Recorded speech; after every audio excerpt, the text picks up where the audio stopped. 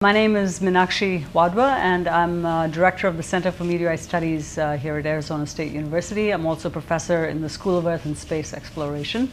So the NExSS project here at ASU is it's really exciting for me because really, we're looking at exoplanets and their chemistry and how, depending on different chemistries of these systems, how the geochemical cycles on these planets really might be different from planets in our own solar system. Now, the materials that we have available to us to really do the comparisons in terms of models and experiments that we might do with these different compositions, the comparative material really is meteorites in our solar system. And so I think it's a really fun way to be able to synthesize the information that we have from meteorites and be able to learn something new about planets in other solar systems other than our own.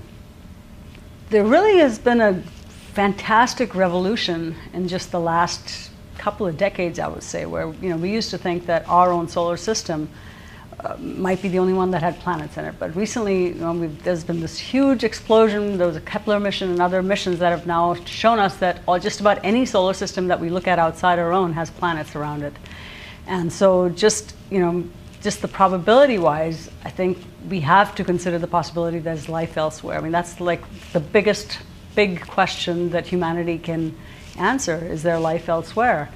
And so to try to really answer that question in any sensible way, we have to sort of look at these other planets in other solar systems and try to figure out whether they host life.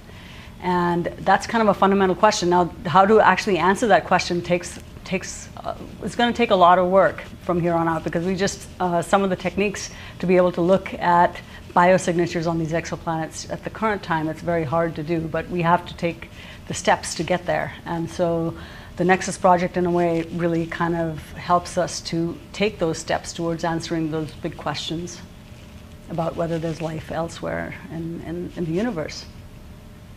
I got interested in the NExSS project from my background as a cosmochemist. So what that means is that I'm interested broadly in the chemistry of the universe.